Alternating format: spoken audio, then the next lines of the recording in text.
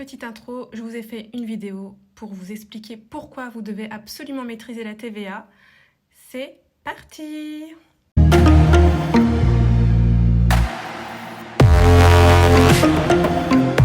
Ce cours, si vous le suivez bien, vous allez bien comprendre pourquoi vous devez absolument connaître la TVA du bout des doigts. Je pense vraiment que pour moi, c'est le cours le plus important du droit fiscal. C'est l'impôt que vous allez voir le plus souvent en entreprise, avec bien sûr l'IS. S'il vous plaît, ne ratez pas ce cours, regardez-le jusqu'au bout parce que vous allez comprendre pourquoi est-ce que vous devez absolument maîtriser la TVA. Alors, c'est parti pour les objectifs. Pourquoi est-ce qu'on a mis des cours de TVA au DCG? Pourquoi est-ce qu'on a mis des cours de taxe sur la valeur ajoutée dans ce diplôme? Parce que c'est la principale recette fiscale du budget de l'État. Vous voyez ici, là je vous montre ici là. Là, ce que j'ai fait un screenshot sur budget.gouv.fr, donc là où on voit le budget de l'État. Celui-ci, c'est le budget prévisionnel de 2021, parce qu'à l'heure où je tourne cette vidéo, on est en mars 2021, donc c'est que de la prévision. Mais, mes chers amis, quand on fait des prévisions, bien sûr, on regarde les données passées. Donc, ça a du sens. Ici, ce qu'on voit, c'est que la TVA représente 29%. 29%, c'est presque un tiers du budget de l'État. D'accord? C'est-à-dire des recettes. Moi, je parle vraiment des recettes, je ne parle pas des dépenses. L'État collecte les impôts. Il collecte, par exemple, l'impôt sur le revenu, qui représente 5%, l'impôt sur les sociétés, qui représente 13%, d'autres impôts, les impôts du patrimoine, par exemple, le droit d'enregistrement, etc. Mais la TVA, si vous voyez, c'est le plus gros rond, en fait, qu'on voit ici. Mais, parce que ça, c'est 2021. Mais avant, la TVA représentait presque la moitié des recettes de l'État. Vous vous rendez compte, en fait? Cette taxe sur la dépense représente presque la moitié des dépenses, des recettes de l'État.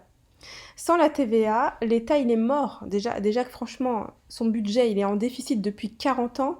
Sans la TVA, l'État, il ne peut rien financer, hein, je vous le dis tout de suite, hein. Donc, c'est super important que vous sachiez maîtriser cette taxe parce que c'est la principale recette fiscale de l'État. Pourquoi aussi vous devez maîtriser la TVA, mes aventuriers du DCG?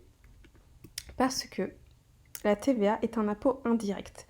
Si vous avez vu les cours de Nicolas sur la première step sur qu'est-ce que la fiscalité, qu'est-ce que les impôts, qu'est-ce que sont les impôts, etc., il y avait une petite classification des impôts et on avait tout ce qui était impôt direct et impôt indirect. Les impôts directs, c'est quand l'administration fiscale va prélever directement les impôts du contribuable. Et l'impôt indirect, c'est quand il y a un intermédiaire. Je m'explique. Par exemple, pour la TVA, c'est un impôt indirect. Elle est collectée par les entreprises, mais en fait, c'est le consommateur qui paye. Par exemple, si demain, vous allez acheter, je ne sais pas, faire vos courses à Carrefour, vous allez payer la TVA, vous allez regarder bien le ticket de caisse, vous allez avoir différents taux de TVA, vous allez payer la TVA. Mais cette TVA, elle va à la caisse de Carrefour. Elle ne va pas directement à l'administration fiscale. Et c'est Carrefour, l'entreprise Carrefour, qui va collecter cette TVA, qui va la reverser. C'est pour ça qu'on dit que c'est un impôt indirect. Donc, pourquoi je dis ça? Parce que là, je vais loin, mais pourquoi je vous ai mis cette slide? Parce que, vu que la TVA est un impôt indirect, elle est collectée par les entreprises et vous, mes chers aventuriers du DCG, vous allez travailler dans les entreprises, vous allez vous occuper des entreprises, ce seront vos bébés, vous serez les fiscalistes des entreprises. Et vous devez connaître absolument la TVA pour être employable. Je répète, vous devez absolument connaître la TVA pour être employable. Aujourd'hui, un comptable qui ne connaît pas la TVA, il va avoir du mal à trouver un job. Regardez ce que j'ai trouvé. Là, j'ai pris au hasard, comme ça, 4 offres d'emploi. Comptable confirmé, par exemple ici. Boum, TVA. Il y a la TVA partout, hein.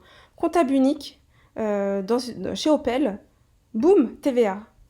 Comptable général dans une autre entreprise CAPA, boum, TVA. S'il vous plaît, comptable senior, TVA. Enfin, si vous ne faites pas la TVA, si vous la prenez mal, si vous la bachotez, vous serez perdu en entreprise. Moi, quand j'ai travaillé en cabinet d'expertise comptable, j'avais de la TVA à faire tous les mois et tous les trimestres en fonction des régimes d'imposition des entreprises. J'avais de la TVA à faire H24, mes amis. Vous devez absolument connaître la TVA. Ça sera un atout pour vous. Même dans un entretien d'embauche, si vous expliquez bien ce que c'est que la TVA, que vous savez déclarer, etc., vous allez avoir vos chances de trouver le job de vos rêves. Donc la TVA, je voudrais vraiment que cette step, elle soit très bien maîtrisée pour votre avenir. Voilà, là c'est pour votre avenir. Déjà c'était pour votre culture générale à la base que je vous ai montré ça. Ensuite pour votre avenir et bien sûr hein, pour obtenir accessoirement le DCG. On va pas se mentir. Je vous explique. La TVA tombe chaque année. La TVA est tombée chaque année depuis 2014. Vous voyez là? Est-ce que vous voyez là? La TVA, 100%. Ça, j'ai trouvé ça sur le super site de compta online. Ils font ça sur quelques UE. Je l'ai pris, je vous l'ai mis là. Et j'ai même mis j'ai mis une bombe ici. Regardez les pourcentages. Par exemple, tout ce qui est 72%, 71%, ça, impôt sur revenu. IS, impôt sur les sociétés, 71%. TVA, 100% chaque année. Mais vous n'allez pas y échapper. Hein. La TVA, vous l'aurez tout le temps. Donc si vous ne maîtrisez pas, vous n'allez pas avoir une bonne note. Pour moi, il faut que vous ayez tous les points dans la TVA parce que c'est possible. La TVA, il n'y a pas de truc pervers. En fait, la TVA, tu connais ou tu connais pas les règles. C'est simple. C'est du droit. Le droit fiscal, je vous rappelle, c'est du droit avant tout. Il faut juste connaître les procédures, les règles, l'actualité de la TVA. Mais en fait, ça tombe chaque année, mais aussi, ça prend beaucoup de points. Ça prend beaucoup de points. J'ai fait une petite analyse des annales. Sur 20 points, ça prend entre un tiers et la moitié des points. Ça porte sur la TVA. Donc entre 6,5 sur 20 et 10 sur 20. 6,5, en plus, c'était il y a longtemps. Hein. Mais je l'ai quand même pris parce que c'était pas à partir de 7, 6,5. Mais 10 points, et 10 points, c'était en 2020. Regardez, en 2017, la TVA, c'était sur 7 points. En 2019, la TVA, c'était sur 7 points. En 2020, 10 points. 10 points. Et même le sujet zéro de la TVA, il était sur beaucoup de points comme ça. 10 points, vous voyez. Si vous ne connaissez pas la TVA, je ne sais pas quelle note vous allez avoir là. Hein. Moi, je pense qu'en 2021, vous aurez déjà minimum, en fait, 6,5, parce que c'est jamais été en dessous de 6,5. Donc la TVA, les amis, super important à l'examen. Super important à l'examen. Pourtant, la TVA, ce n'est que 35 heures sur 150 heures. Juste 23% du programme. Donc non seulement on a l'impression que c'est un petit chapitre, mais en plus, c'est pas long, franchement, c'est pas long, c'est que 35 heures. Donc en fait, si vous vous dites, ça c'est vraiment comment ils ont calculé les heures, c'est eux, hein, ils l'ont marqué comme ça, c'est pour des années scolaires lambda. Vraiment, la TVA, c'est pas beaucoup de chapitres, c'est pas beaucoup de cours, ça représente que 23% du programme, mais je vous rappelle, ça représente ici, en tout cas l'année dernière, en 2020, c'était la moitié des points. La moitié des points. Mes chers étudiants du DCG, si vous voulez réussir le droit fiscal, c'est ici que ça se passe. C'est ici que ça se passe. Je continue. Alors, qu'est-ce qu'on attend de vous sur la TVA? J'ai relevé ici, donc là, ici en fait, je vous ai pris un screenshot du bulletin officiel, du programme officiel. Ici, on vous met les compétences attendues et les savoirs associés. Donc les savoirs associés, ça sera tous vos cours que vous allez avoir sur la plateforme, mais c'est par rapport, bien entendu, aux compétences attendues. En fait, les compétences attendues, c'est ça. Vous devez connaître les règles applicables en matière de TVA. Donc, quelles opérations sont assujetties ou pas à la TVA, c'est ce que ça veut dire. Vous devez connaître les mécanismes d'exigibilité, donc les dates, les déductions, les régularisations de la TVA, calculer le montant de la TVA due, dont tout ce qui est déductible est collecté, et s'il y a des crédits de TVA, et justifier en fait l'intérêt de prendre des options ou pas de TVA. Les options, est-ce que vous voulez être exonéré ou pas de TVA, c'est ce que ça veut dire. Donc il y a 4 objectifs, et ces 4 objectifs-là, ils sont ventilés dans ce savoir associé qu'ils ont mis là, donc dans tous les cours que vous allez avoir ici, mes chers amis.